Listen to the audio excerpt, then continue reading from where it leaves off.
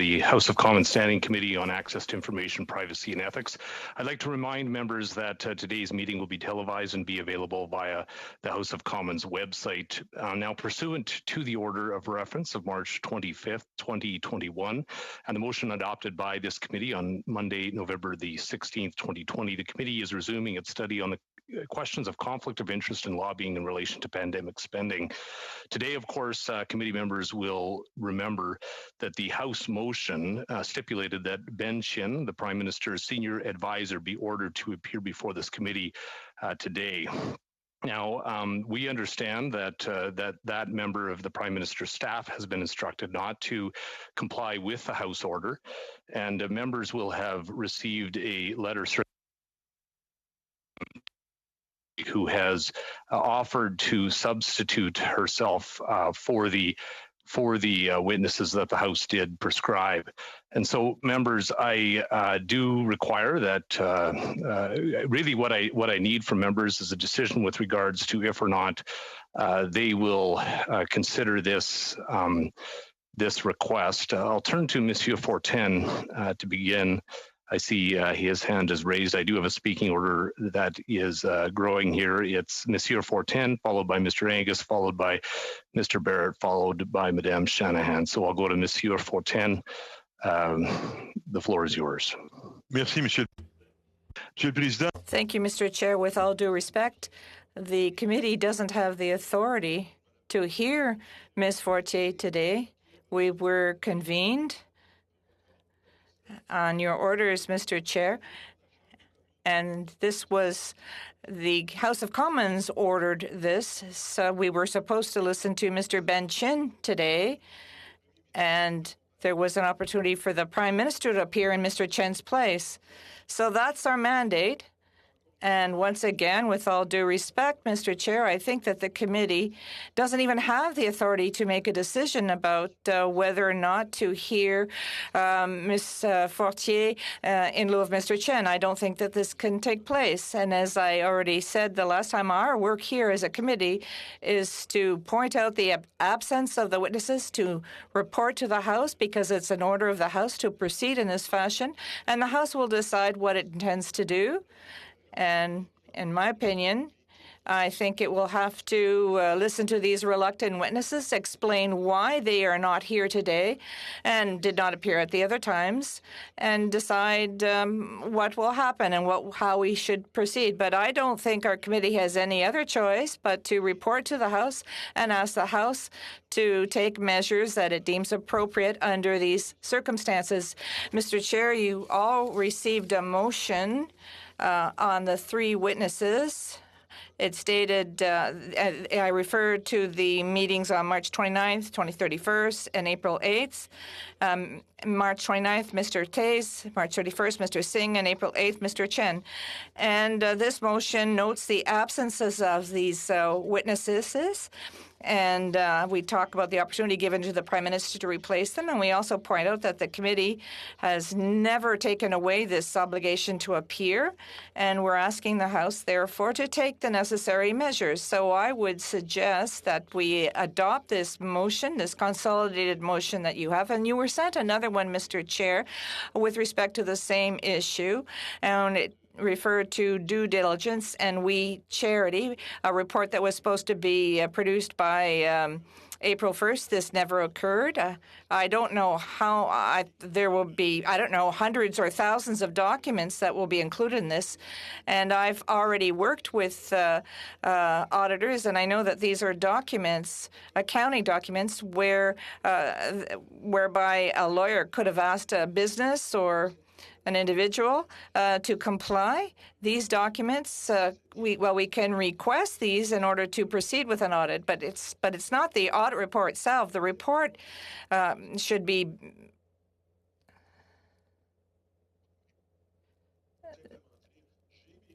I did an audit. These are my conclusions, and I recommend this or that. That's what the due diligence report is all about. We never received it, and so I would move that we go ahead with these two motions, that we note that these absences, and I don't see any other option for I don't understand any other grounds which would would enable us to continue this meeting because our mandate stops there. Thank you.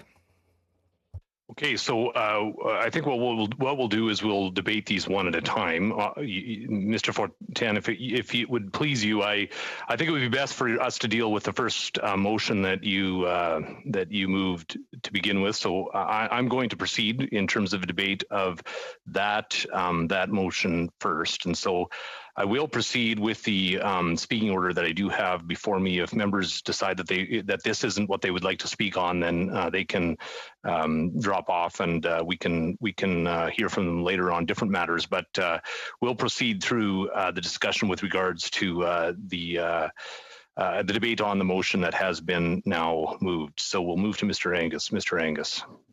Thank you, Chair, and thank you, Madame Fortier. J'ai beaucoup de respect pour ma collègue et I have a lot of respect for my colleagues. Madame Fortier, mais c'est clair, ce n'est pas nécessaire pour. But it's clear. Specific questions to very specific witnesses. We are in the final stages. I would like to be at the report stage of our findings. I don't think that Madame Fortier's presence here will help us. She wasn't involved in the questions that we were seeing. So with all due respect, I don't think it's necessary for her to be here. As for Mr. Fortin's motion, I'm very interested in it. However, I just received a new copy and the language has changed from what I thought we were going to be debating. So I would prefer not to move ahead with that motion until I have perhaps the law clerk's interpretation. But I would like to make sure that if we are moving a motion to the House, that we've done it in due diligence. And on this last minute, I can't move forward with Mr. Fortin's motion until we've had it on my team at least a chance to look at the implications. Thank you, Mr. Angus. I just wanted to ensure that there wasn't a technical challenge. Are you saying that there's two different versions circulating, Mr. Angus? No, just what I thought we were going to be debating with Mr. Fortin's motion. Okay. When I saw the language is different than what my understanding was, it's been augmented, which is fine. That's his prerogative, but it's also my prerogative to make sure I understand the full implications before I vote. That would be reasonable on my part. Yep. So no, I'm not ready I just to vote wanted on it yet. I just wanted to ensure that it wasn't an issue on our front here. No. So thank you, Mr. Barrett. We'll turn to you. Well, thank you, Chair. It's disappointing that we find ourselves for a third time experiencing the Liberals' choose your own adventure of parliamentary democracy, which rules of Parliament, which laws need to be followed. The order from the House was very clear, and it gave the government the option to substitute a cabinet member, a minister, in place of the witnesses if they felt that was more appropriate. And so there was an option given to the government, and those were there was the witnesses that were named, the three witnesses for this committee, or the Prime Minister. And any other choice than those two is contrary to the will of Canadians. Canada's Parliament voted by majority for this to go ahead, and so it's incredibly concerning. It gives Canadians, it puts everyone in a really tough spot when you want to have confidence in your democratic institutions, but we have the government who's had a decision of that the Parliament has made. A lawful order was issued, and so it's not for the government to within the rules that have been established to say, well, no, we don't like the rules. Well, they had a majority for 4 years. They could have changed them, but no, we're in a situation where the House did pass this order, and so it's always great to have a minister appear at committee, and as I said last time, if Minister Fortier has information about the committee study, I would invite the minister to provide to the committee a written brief, detail that information to the committee, and I will give it my immediate and thorough review, as will all committee members, I expect, and we can incorporate that information into the report from this committee. So the motion put forward by Monsieur Fortin is it's the logical next step. It's not for I have certainly my interpretation and my opinion on what this constitutes, the government's decision on what that constitutes. It's for the House to be informed now that their instructions were disregarded by the government. So I've heard Mr. Angus in response to the motion from Monsieur Fortin, and I am inclined to agree that it would be prudent that we hear from the parliamentary law clerk, because I don't think that there is a great deal of precedent for this situation, and it is important that we discharge our obligations correctly. And so, I just having seen the motion and then heard the comments from Mr. Angus, I wonder if there isn't an option for the committee to either amend the motion that would offer points 1 through 6 as the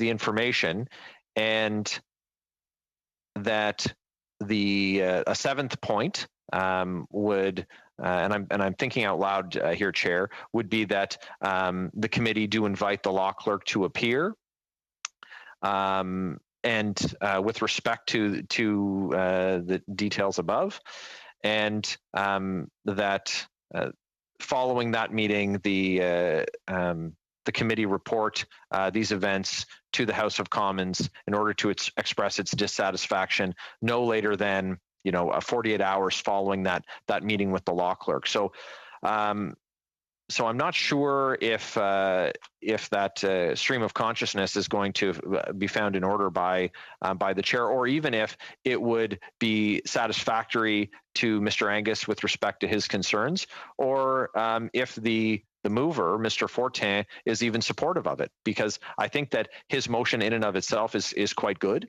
But I would like some consensus so that we can provide direction, because the other thing that we have to consider is that, and we were clear about this, opposition members were clear about this at committee a few weeks ago when we said we wanted to hear from these witnesses so that we could conclude the study and report it back to the House and move on to the other business that this committee has committed to undertake. And now we're in a position where the House ordered those witnesses to appear, so it would have been done during the 2 break weeks, and then we could have been instructing the analysts and issuing, completing our report, and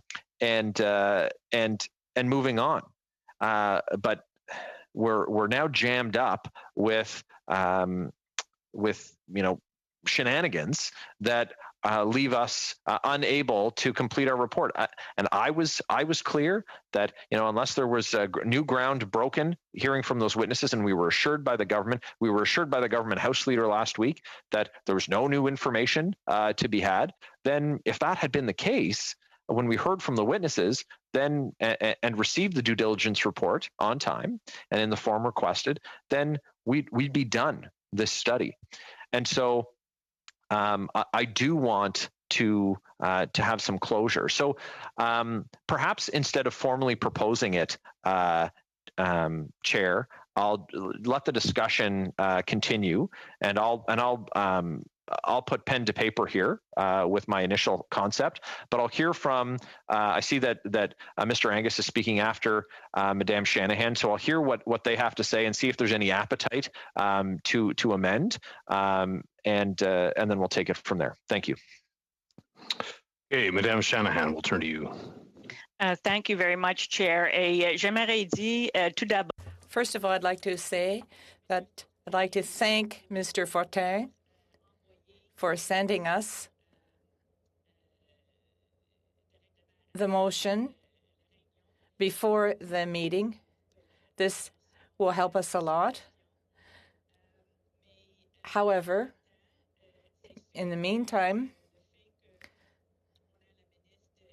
the fact that we have the minister here, I would like to be able to hear from her. And it's not necessarily the time right now to discuss this issue. That is the subject of Mr. Fortin's motion. I, too, like Mr. Barrett, would like to hear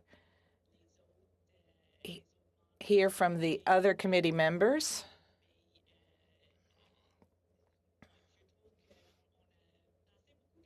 We've spent a lot of time on this, and we want to move on to other things. I'd like to hear what the other committee members have to say. Thank you. Thank you. Mr. Angus, we'll turn to you. Yes, I was trying to work my way through Mr. Barrett's stream of consciousness, so I'm not sure exactly where I found myself at the end of all that. But I think, and it goes back to Mr. Fortin because it's his motion. I think if we are moving forward with new language on the motion, we want to have a law clerk. I think the motion as it was, to me, is very straightforward. It is important for us to recognize that the witnesses that were called for by Parliament did not appear. That's a fact. That needs to be part of our report.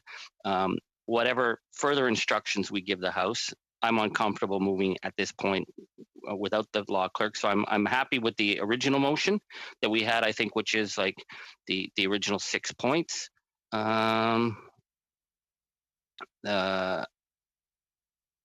Yeah, and but if we're going to go with further, a further instruction to the House, I would like a law clerk to give an opinion. But I'm willing, if Mr. Fortin modifies his motion, to vote on it, because and I agree with Madame Shanahan. We've done a lot of work on this. We need to get this thing done. I don't want to go into next week and be still arguing about this because we have other committee work and we have C11 coming. So I think we're at the point. I don't see any other witnesses, but we have to. It is incumbent upon us to remark that the witnesses we asked for did not appear, and that will be in the report, and that's something that we need to be able to say. So if we can agree on the motion and move on, I'm ready to have that. If not, I'm willing to wait until we get from a lawyer or advice. Point of order, Chair. Mr. Barrett, on a point of order. I didn't want to interrupt Mr. Angus or Mr. Fergus before he speaks. I'm not sure if we have, if we're all dealing with the same version of the motion presented by Monsieur Fortin, and so, and the reference that Mr. Angus made. So Mr. Angus spoke about the motion with 6 points, I believe, that he was okay with. The most recent version that I received from the clerk is the version that starts pursuant, lays out 6 points, and then concludes with dissatisfaction. And so, Okay. so I'm just looking for your clarification. There's on the point of order, for the sake of clarity and to ensure that everybody is on the same motion in the same version of the motion, I am going to suspend the meeting. I'm going to ask the clerk to distribute the most recent version that has been provided to the clerk. We can verify if or not that's the one that Monsieur Fortin has moved, and at that point we will call the meeting back to order. So once the email has let's suspend for the next 6 minutes. I think we could probably do this pretty quickly, but let's suspend for 6 minutes, and we'll return at that point in time to ensure that we're all debating the same motion. Meeting suspended.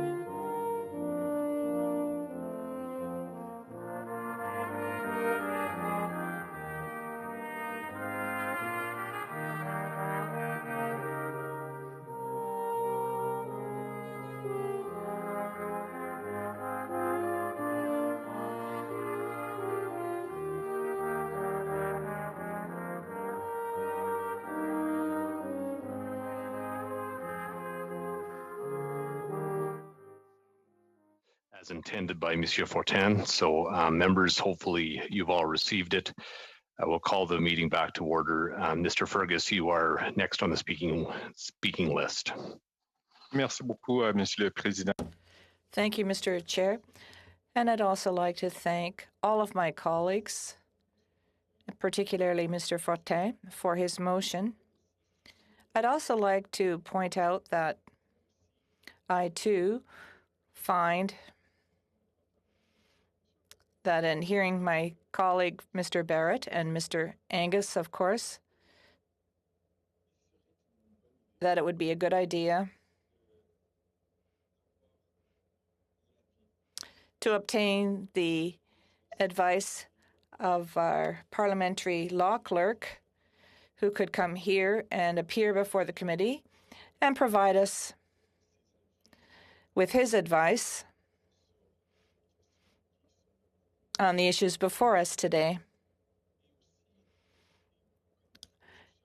And also, I'm trying to find a consensus here.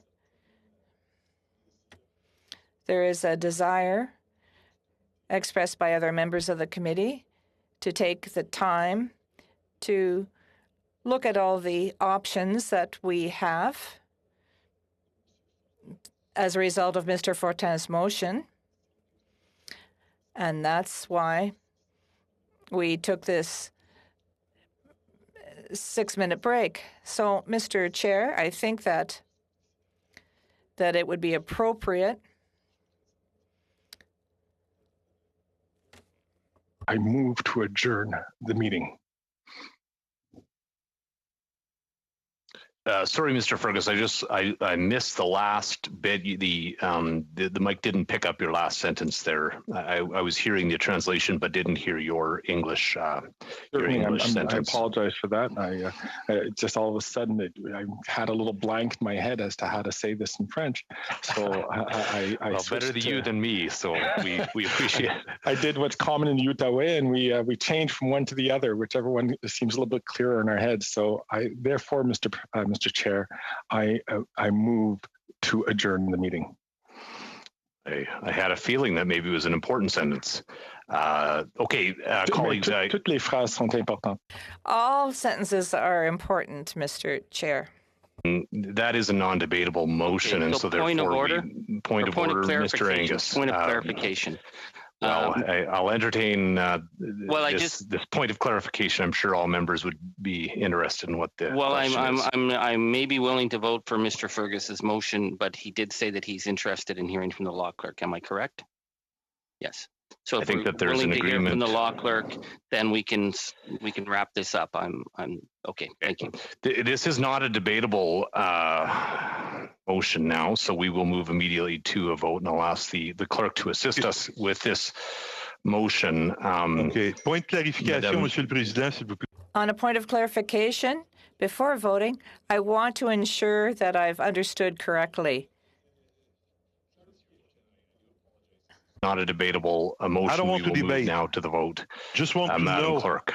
Just want to understand, Mr. Clerk. Je veux pas. I don't want to debate this. Am I understanding that we're going to have the law clerk at the next meeting? Is that the motion? Is that where, or are we just postponing? What's happening exactly? I was listening to both Mr. Fergus and Mr. Angus, and both colleagues. This is not a debatable motion. If members would like to debate or carry on debate or seek clarification, they will have to vote this motion down, and then continue the debate. If members would like to do that, they can vote this motion down. But this this is not a debatable motion, and so we will move to the vote immediately. Madam Clerk, please assist me with the roll call. Thank you. On Mr. Fergus's motion to adjourn, Mr. Dong. Yay. Mr. Fergus. Mr. Fergus. Oui, je vote en faveur de la motion. I vote in favor of the motion. Ms. Latanzio. En faveur. In favor. Yes. Mr. Sorbara. Yes. Mr. Barrett. Nay. Dr. Carey. Contre. Monsieur Gould. Non. Monsieur Fortin, No. Mr. Angus, Yes.